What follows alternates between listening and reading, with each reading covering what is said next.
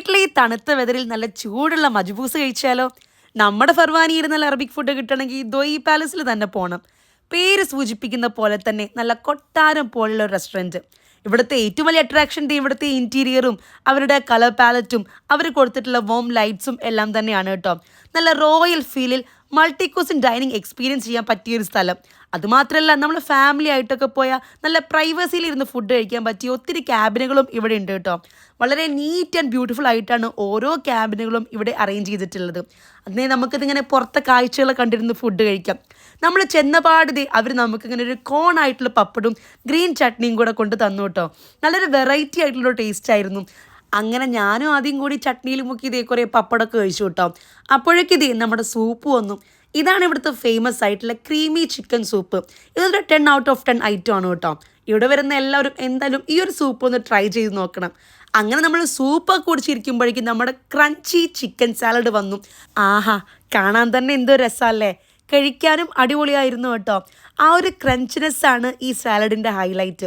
പൊതുവേ ഈ സാലഡ്സ് ഒന്നും അത്ര താല്പര്യമില്ലാത്ത ആൾക്കാർക്ക് ട്രൈ ചെയ്യാൻ പറ്റിയ ഒരു ഐറ്റമാണ് കേട്ടോ ഈ ഒരു ക്രഞ്ചി ചിക്കൻ സാലഡ്. ഇനിയാണ് നമ്മുടെ മെയിൻ പരിപാടി. നമ്മുടെ മെയിൻ കോഴ്സുകൾ ഒന്നിനു പുറകെ ഒന്നായിട്ട് വന്നുകൊണ്ടിരിക്കുകയാണ് കേട്ടോ. ഇതാണ് ഇവിടുത്തെ ഫേമസ് ആയിട്ടുള്ള തന്തൂർ സീ ഫുഡ് പ്ലാറ്റർ. ഇതിലത്തെ പലതരത്തിലുള്ള മീനുകളും ഉണ്ട് കേട്ടോ. പിന്നെ നമ്മുടെ ചിക്കൻ മജ്ബൂസ്, ബട്ടർ നാൻ, ചിക്കൻ ടിക്ക, പിന്നെ കിച്ചുവിൻ്റെ ഫേവറേറ്റ് ആയിട്ടുള്ള മട്ടൻ മജ്ബൂസ്, അങ്ങനെ എല്ലാം വന്നു. ഈ ഒരു സീ ഫുഡ് പ്ലാറ്റർ ശരിക്കും അടിപൊളിയായിരുന്നു കേട്ടോ.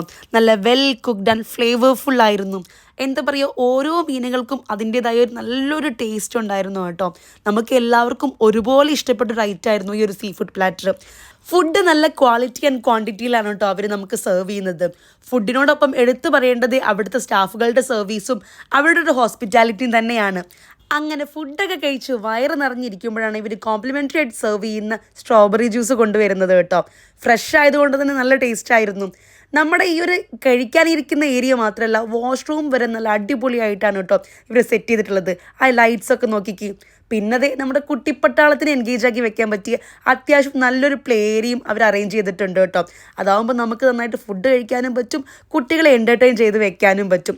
പിന്നെ അത്യാവശ്യം ഒരു പാർട്ടി നടത്താനൊക്കെ പറ്റിയ നല്ലൊരു പാർട്ടി ഹോളും ഈ ദോഹി പാലസിലുണ്ട്. ഇത് നോക്കിക്ക്, അത്യാവശ്യം ഒത്തിരി പേര് അക്കോമഡേറ്റ് ചെയ്യാൻ പറ്റിയ നല്ലൊരു കളർ പാലറ്റിൽ സെറ്റ് ചെയ്തിട്ടുള്ള നല്ല അടിപൊളി പാർട്ടി ഹോളാണ് കേട്ടോ ഇത്. ഫർവാനിയിലുള്ളവർ മാത്രമല്ല, കുവൈറ്റിലെ പല ഭാഗത്തുള്ളവരും ദോഹി പാലസിൽ ഫുഡ് കഴിക്കാൻ വേണ്ടി വരാറുണ്ട്. അപ്പോൾ നിങ്ങൾ ഇതുവരെ ഇവിടെ വന്ന് ഫുഡ് കഴിച്ചിട്ടില്ലെങ്കിൽ ഒരിക്കലെങ്കിലും വന്ന് ഇതൊന്ന് എക്സ്പീരിയൻസ് ചെയ്യണം കേട്ടോ. അപ്പോൾ എന്തായാലും thanks for watching. Follow for more Kuwait വിശേഷംസ്. ബൈ.